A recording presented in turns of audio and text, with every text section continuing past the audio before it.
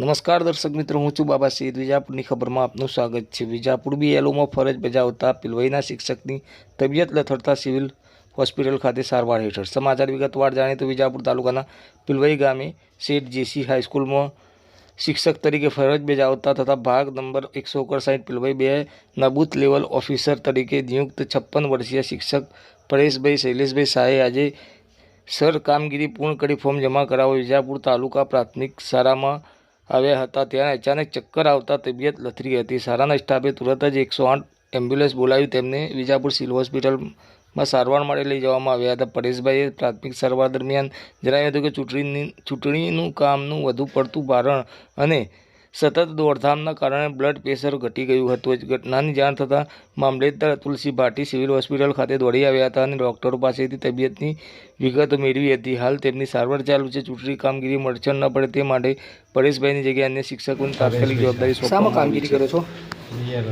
કઈ બાજુ કામગીરી કરો છો? Pilvai 159 booth number. શું થયું હતું?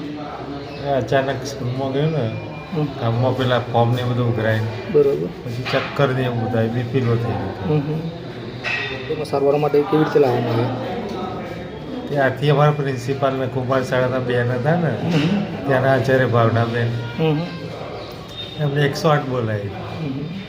પછી ત્યાંથી મને પિલવઈ પીએસસી લઈ ગયા. ત્યાંથી પેલા વધારાના ટેસ્ટ હોય ને, બરાબર, અહીંયા સિવિલમાં. એ પિલવઈ જીસી સ્કૂલના શિક્ષક તરીકે ફરજ બજાવો છો એમ તમે? હા હા. કેટલા વર્ષથી ફરજ બજાવો છો?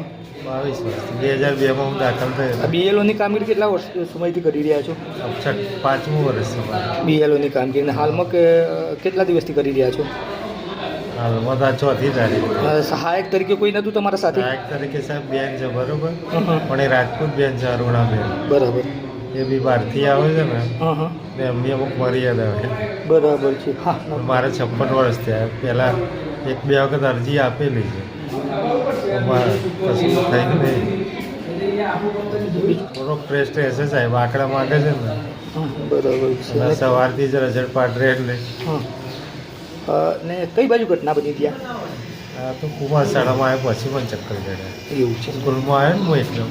બરાબર.